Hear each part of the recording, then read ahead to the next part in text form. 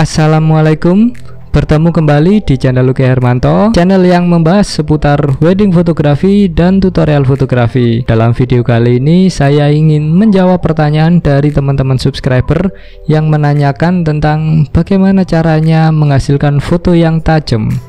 Seperti apa caranya? Yuk simak video berikut sampai selesai. Namun sebelum itu, bagi teman-teman yang belum subscribe, monggo di subscribe, karena di channel ini kita akan bikin video-video yang bermanfaat. Bagi teman-teman yang sudah subscribe, matur nuwun. Sebelumnya saya ucapkan terima kasih buat teman-teman yang sudah support channel ini dengan membeli LHF preset pack dan juga mengikuti LHF online private sharing. Saya ucapkan terima kasih, dan tidak lupa terima kasih juga buat teman-teman yang sudah ngasih saran video apa yang selanjutnya akan kita buat, dan juga buat teman-teman yang sudah menanyakan tentang apapun itu di kolom komentar. Di sini saya akan mencoba menjawab salah satu pertanyaan dari teman subscriber, yaitu Mas Andri Mardiansyah, yang menanyakan, "Mas, mau nanya gimana caranya supaya hasil foto kita tajam setajam silet?" Wah. Oke. Sebelumnya saya akan sharing ada beberapa hal yang mempengaruhi ketajaman dari suatu gambar atau suatu foto. Yang pertama adalah gear atau peralatan yang kita gunakan. Yang kedua adalah settingan. Yang ketiga adalah kondisi di TKP. Dan yang keempat adalah cara kita motret. Apa saja itu? Yang pasti ketajaman dari suatu foto itu sangat dipengaruhi oleh lensa, terutama lensa ya. Kamera juga berpengaruh. Yang mempunyai pengaruh sangat besar yaitu terutama di lensa yang digunakan. Faktor berikutnya yang menyebabkan ketajaman yaitu settingan. Settingan ini bisa berupa sharpen yang di picture style ataupun di film simulasi maupun di settingan warna. Yang berikutnya adalah ISO. Semakin kecil ISO itu bisa menghasilkan foto yang tajam.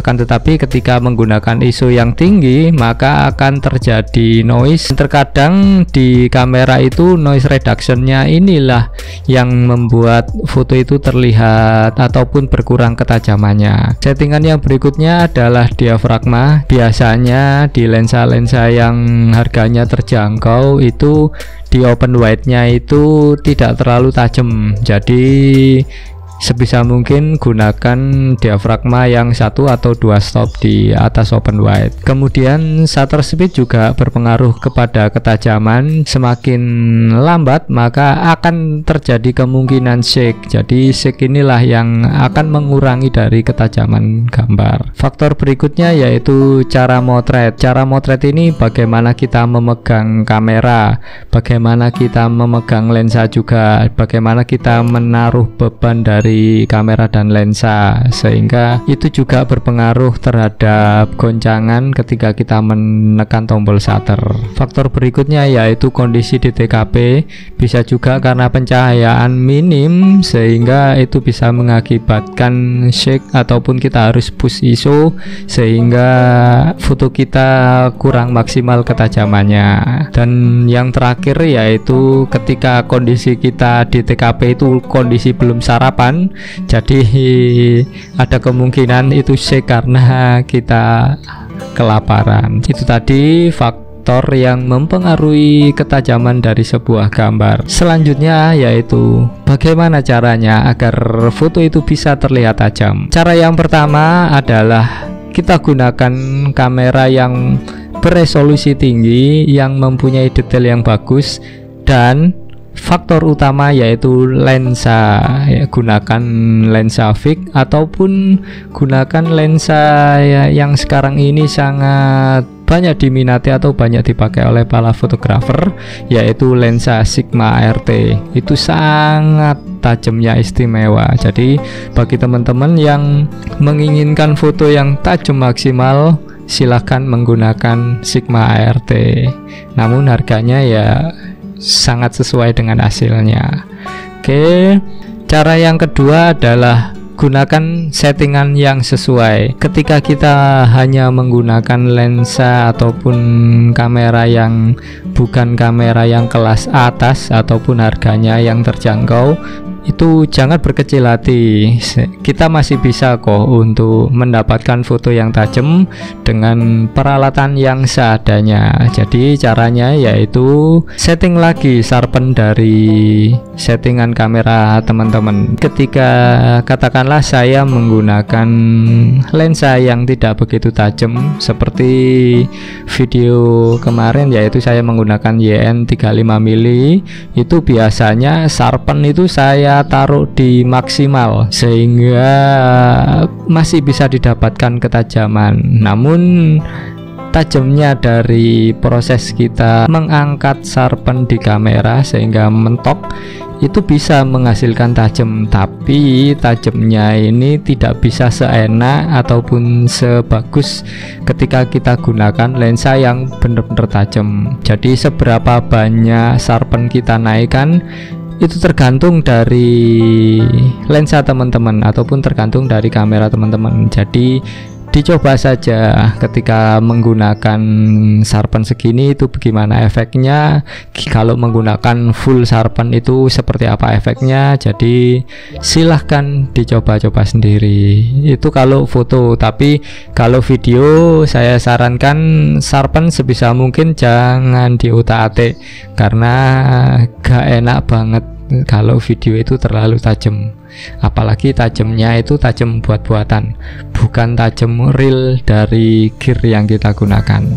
Oke, tips yang berikutnya atau cara setting yang berikutnya yaitu tentang ISO. Gunakan ISO serendah mungkin, namun jika kondisi tidak memungkinkan dan mengharuskan kita untuk mengangkat ISO, sebisa mungkin kita bantu dengan lighting. Biasanya dengan flash ataupun dengan cahaya LED itu juga bisa membantu untuk memberikan ketajaman dari suatu gambar. Oke, yang berikutnya yaitu diafragma. Biasanya lensa-lensa yang dengan harga terjangkau, misalnya yang kemarin saya review yaitu YN 35mm, open wide-nya atau bukaan terlebarnya itu enggak banget, sangat soft sekali, sehingga perlu untuk dinaikkan 2 atau 3 stop untuk bisa mendapatkan ketajaman yang kita inginkan. Biasanya diafragma yang aman untuk ketajaman yaitu di f5,6 sampai 8. Biasanya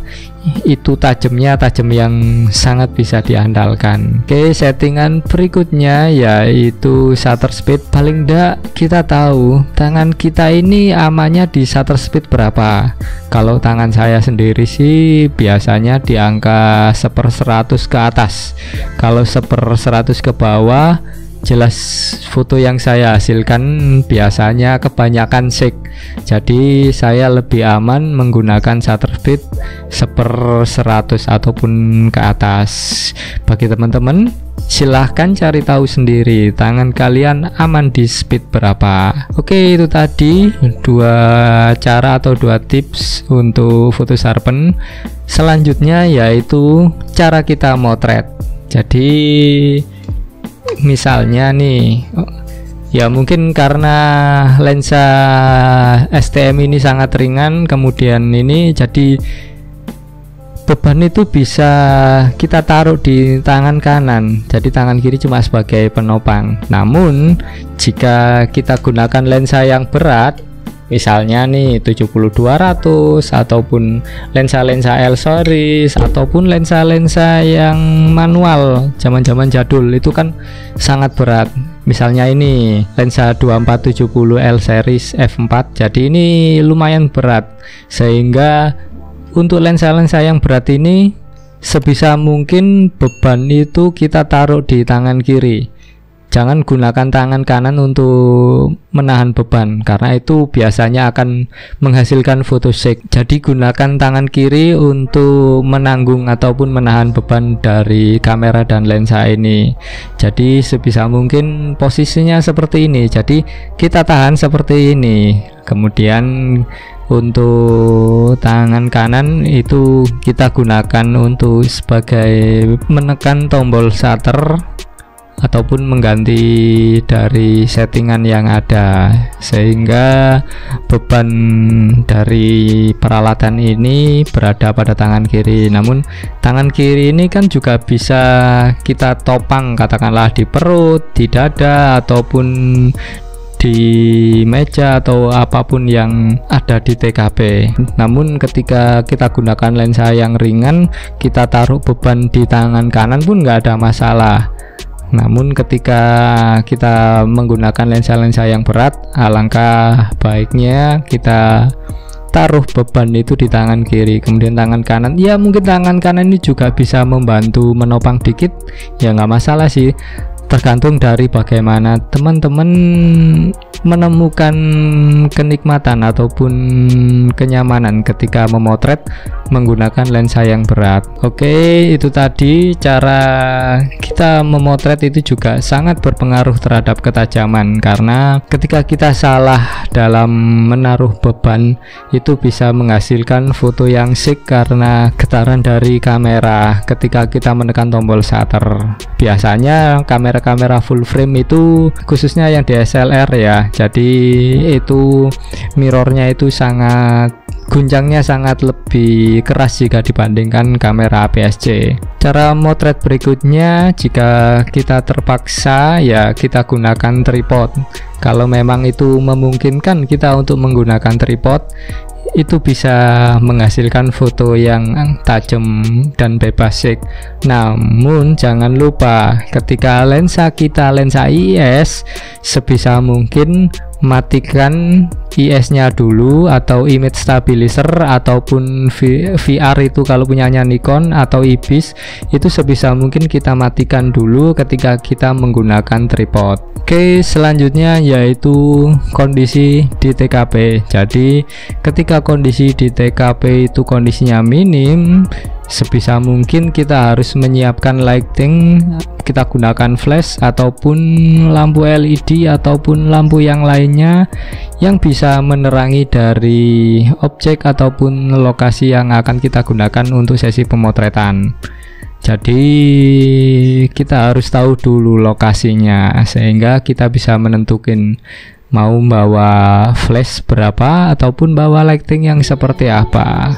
Oke, tips berikutnya yaitu kita harus sarapan dulu sebelum berangkat. Jadi ya siapa tahu kita di lokasi itu kelaparan karena tidak diberikan makan oleh pihak yang meng-hire kita, ataupun kita kelupaan untuk sarapan, jadi kita jadinya gemetaran karena kelaparan, itu juga bisa berpengaruh. Jadi sarapan dulu, isi perut dulu, kenyangkan dulu perut, baru bekerja. Untuk tips yang atau cara berikutnya untuk mempertajam suatu foto yaitu dengan proses editing. Untuk proses editing bagaimana mempertajam suatu foto nanti akan saya buatkan sendiri, jadi tunggu video selanjutnya. Oke, itu tadi mulai dari bagaimana kita mencari tahu dulu apa sih yang menyebabkan foto itu bisa tajam, kemudian bagaimana caranya untuk menghasilkan foto tajam, mulai dari lensa yang kita gunakan yaitu gunakan lensa Sigma RT, kemudian kita bisa set mulai dari settingan sharpen, ISO, diafragma, kemudian shutter speed, itu juga sangat berpengaruh terhadap ketajaman. Kemudian bagaimana cara kita motret itu juga sangat mempengaruhi dari hasil. Ketika kita salah memegang kamera ataupun lensa atau salah dalam menempatkan beban, itu bisa menghasilkan foto yang sick sehingga foto tidak terlihat tajam. Kemudian kita bisa menggunakan tripod jika itu memungkinkan untuk bisa menghasilkan foto yang lebih tajam dan terbebas dari shake. Tips yang atau cara berikutnya yaitu kondisi di TKP ini bagaimana. Kalau memang tidak memungkinkan untuk available light, jadi kita gunakan flash atau kita pakai lighting tambahan. Dan cara yang terakhir yaitu dengan proses editing. Namun di video ini tidak akan saya bahas dan akan berlanjut ke video berikutnya tentang bagaimana caranya mempertajam foto dengan proses editing. Oke, sementara itu dulu. Kalau masih ada pertanyaan silahkan lanjut di kolom komentar. Semoga bermanfaat. Terus berkarya dengan kerendahan hati. Sehat selalu, sukses selalu, dan wassalam.